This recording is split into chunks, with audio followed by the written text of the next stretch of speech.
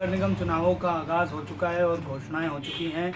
क्या कुछ तैयारियां आप लोगों की तरफ से की जा रही है आम आदमी पार्टी की तरफ से इस बारी नगर निगम चुनाव के लिए? नमस्कार सर्वप्रथम आपके लिए और आपके चैनल के लिए और आपके चैनल के सभी श्रोताओं के लिए और दर्शकों के लिए बहुत आभारी हूँ। मेरी आवाज़ न्यू अशोकनगर की आवाज़ है। आपने उसको पूरे देश में पहुँचाने का जो प्रयास किया है, मैं बहुत बड़ा आभारी हूँ आपका। सबसे पहली बात, नगर निगम के चुनाव बीजेपी ने बहुत दिन से इसको टाल रखा था। ये चुनाव मई में होने थे, लेकिन बीजेपी ने इसको टालते दिसंबर में ले आई। फाइनली अंतिमली यही हुआ कि 4 दिसंबर को हमारे दिल्ली के अंदर एमसीडी के चुनाव हो रहे हैं और मैं न्यू अशोकनगर से वार्ड नंबर 190 से इस चुनाव में आम आदमी पार्टी की तरफ से फाइट कर रहा हूँ। जिस तरीके से आम आदमी पार्टी लगातार बीजेपी पे आरोप लगा रही है, आम आदमी पार्टी क्या इस बार नगर निगम में अपनी जगह बना पाएगी? निश्चित है। देखिए, जनता चुनाव चाहती है और जनता परिवर्तन भी चाहती है। जब जनता परिवर्तन चाहती है तो इस समय पूरे देश में एक ऐसी पार्टी है जो श्रीमान अरविंद केजरीवाल जी की पार्टी है, आम आदमी पार्टी, जिसको जनता इस बार एमसीडी में परिवर्तन के माध्यम से बीजेपी को हरा करके एमसीडी में भी केजरीवाल की सरकार बनाएगी।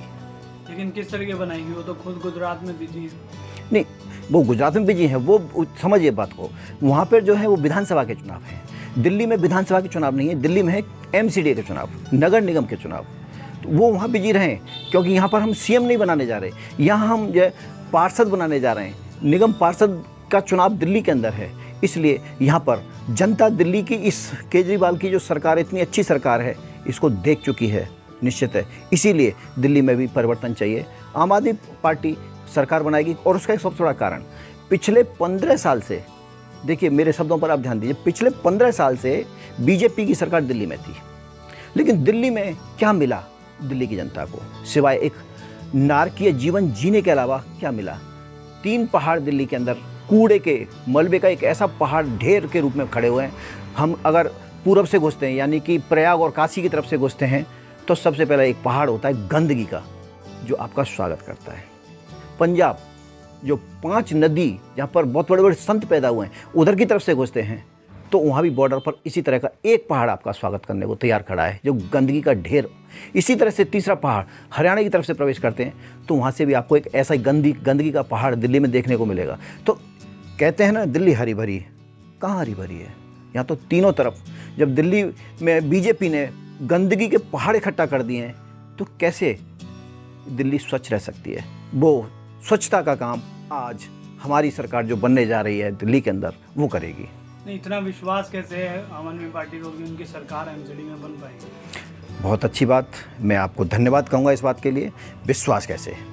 मैं आपको बता दूँ, दिल्ली में केजरीवाल की सरकार सर्वप्रथम बनी थी, उस समय हमारी सरकार को पूरी सीट नहीं मिल पाई थी और हमने कांग्रेस के समर्थन से दिल्ली में सरकार बनाई थी, लेकिन कुछ दिन बाद वो सरकार गिर गई। क्यों गिरी? उसका भी एक कारण है।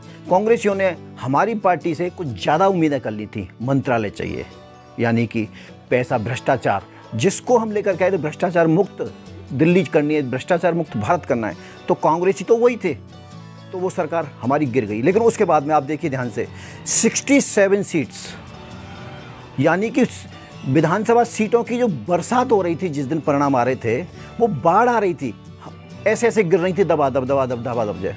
तो सरकार बनी, जनता ने चुना इसलिए। और उसके बाद भी पूरी 5 साल हमारी सरकार ने, हमारी केजरीवाल सरकार ने इस बात को जनता के ऊपर रखा और जनता ने इस बात का सहयोग समर्थन भी दिया कि विशेष 5 साल बीतने के बाद फिर जनता को ये मौका मिला कि सरकार को बदल सकती थी जनता, लेकिन नहीं, हमारी केजरीवाल जो सरकार है, इस सरकार को जनता ने पुनः मौका दिया, क्योंकि काम ही ऐसे हैं। हमारे मुख्यमंत्री जी के, केजरीवाल जी के काम ही ऐसे, हमारी सरकार, हमारी पार्टी के काम ही कुछ ऐसे हैं जो जनहित में होते हैं, और जो जनहित में कार्य होते हैं वही सरकार चल पाती है। लेकिन बीजेपी तो आप लोगों पे ही लगातार भ्रष्टाचार का और घोटालों का आरोप लगा रही है लगातार। बहुत अच्छी बात आपने कही, मैं आप ही की बात को बड़ी करता हूँ। आप एक अच्छे वरिष्ठ पत्रकार हैं।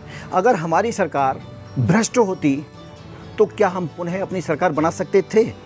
ये आप ही फैसला कीजिए, मुझे फैसला करने की ज़रूरत ही नहीं है। भ्रष्ट होती तो सरकार जनता हमें नहीं चुनती, हमारी सरकार भ्रष्ट नहीं है। हमारी सरकार ने आपको शिक्षा दी है, स्वास्थ्य दिया है, निःशुल्क बिजली दी है, निःशुल्क पानी दिया है, तो कैसे संभव है? और जनता को क्या चाहिए? अच्छा स्वास्थ्य चाहिए, अच्छी शिक्षा चाहिए, अच्छा पानी चाहिए, निःशुल्क बिजली चाहिए, जो 24 घंटे बिजली नहीं जाती है। ऐसी सरकार सिर्फ केजरीवाल सरकार है, आम आदमी पार्टी की सरकार है, जो हमारी सरकार इस देश की राजधानी दिल्ली को दे रही है। निगम में क्या क्या काम कर पाएगी आम आदमी पार्टी, क्या रणनीति है?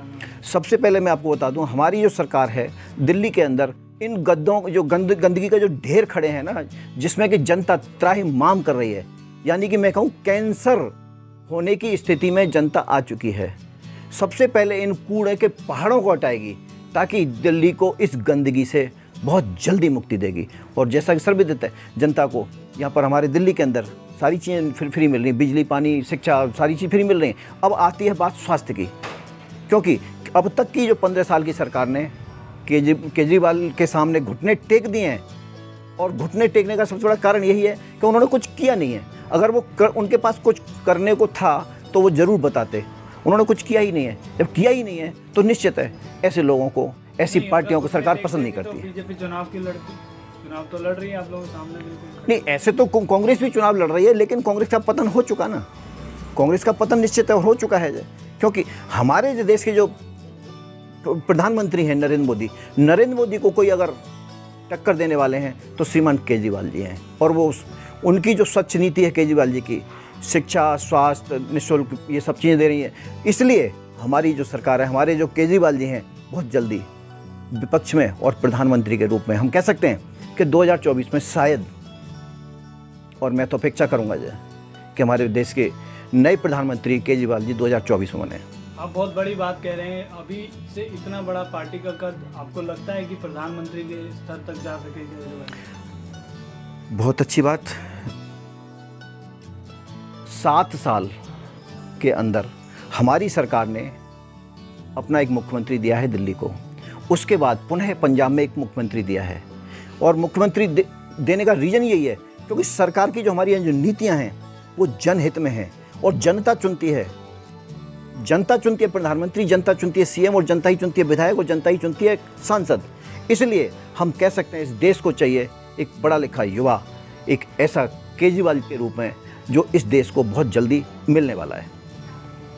न्यू अशोकनगर वार्ड की क्या क्या समस्याएं हैं जिनको मुद्दों को लेकर आप चुनाव लड़ने के लिए बुलाए? मैं आपको अपने मुद्दों की एक लिस्ट, एक सूची दूंगा, जिसमें मैंने 12 मुद्दे ऐसे हैं इस अशोकनगर के अंदर जो जनमानस को, बहुत सारी ऐसी चीज़ें उनसे मुक्ति दिलाएंगे और जनमानस के हित में होंगे। सबसे पहली बात मैं बताऊं, पूरे अशोकनगर के अंदर आज से पहले कोई भी एक मोहल्ला क्लिनिक नाम की चीज़ नहीं थी।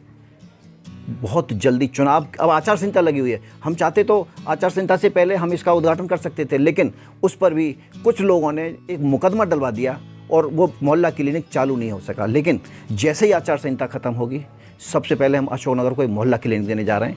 इसी तरह से पूरे अशोकनगर में कहीं भी कोई शौचालय नहीं है, कोई बारात घर नहीं है, पार्किंग की कोई व्यवस्था नहीं है, सड़क जाम रहती हैं, नालियाँ ओवरफ्लो करने के बाद में सड़क पर पानी बहता है। इन सबसे मुक्ति देने वाली एमसीडी में इस बार केजरीवाल की सरकार बहुत जल्दी आपको मिलने वाली है। लेकिन कई उम्मीदवार हैं जो टिकटों की होड़ में हैं हर पार्टी से, आप किस तरीके से अपने आप को सक्षम समझते हैं? बहुत ज़रूरी और बहुत महत्वपूर्ण बात आपने रखी। मैं आपको ये बता दूं, क्योंकि मैं इस अशोकनगर में 40 साल से लोगों के बीच में रह रहा हूं। हालांकि इससे आज के इस जो जनरल चुनाव से पहले 15 साल तक एक महिला सीट थी, रिजर्व होती थी यहाँ पर, इसलिए हम लोगों ने कभी अपनी भागीदारी किसी को दर्ज नहीं कराई। लेकिन मैं अशोकनगर की हर गली से वाकिफ़ हूँ। 40 साल से अशोकनगर में उन लोगों की सेवा करता रहा हूँ, और इसलिए मैं कह सकता हूँ कि मुझसे अच्छा कोई भी प्रत्याशी अशोकनगर को आम आदमी पार्टी तरफ से नहीं मिल सकता। क्योंकि मैं एक पत्रकार हूँ, मेरे पास में समय है सेवा करने का, और ये सेवा ही एक माध्यम है जो जनता के बीच में, जनता के लिए हम अगर कुछ करते हैं तो जनता उस आदमी को, कहते हैं ना, पलकों पर बिठा लेती है। मैं पलकों पर नहीं, मैं जनता के दिल में बैठ करके यह काम करूँगा। इस बार जनता से क्या अपील करना चाहेंगे? मैं जनता से यही अपील करूँगा कि आप देखिए, प्रत्याशी हूँ मैं, आपके बीच का हूँ, मेरे पास समय है आपके लिए 24/7। 24/7 2400 घंटे 7 दिन मेरे पास। मैं कोई दुकान नहीं खोल के बैठा, मैं कोई मेडिकल शॉप खोल के नहीं बैठा, मैं कोई स्कूल नहीं चला रहा, मेरे पास कोई दुकान ऐसी नहीं है जिस पर कि मैं अपना समय जा करके व्यतीत कर सकूं। मैं पत्रकारिता करता हूं, समाज से जुड़ा हुआ हूं और मैं जानता हूं अधिकारियों से कैसे काम कराया जाता है, क्योंकि मैंने अपने जीवन के करीब 22 साल पत्रकारिता में दिए हैं, इसलिए मैं जानता हूं। और मेरे पास समय है, तो इसलिए मैं जनता के बीच में 24 घंटे जब मौजूद रहूँगा तो निश्चित है जनता की कोई भी समस्या मेरी समस्या होगी।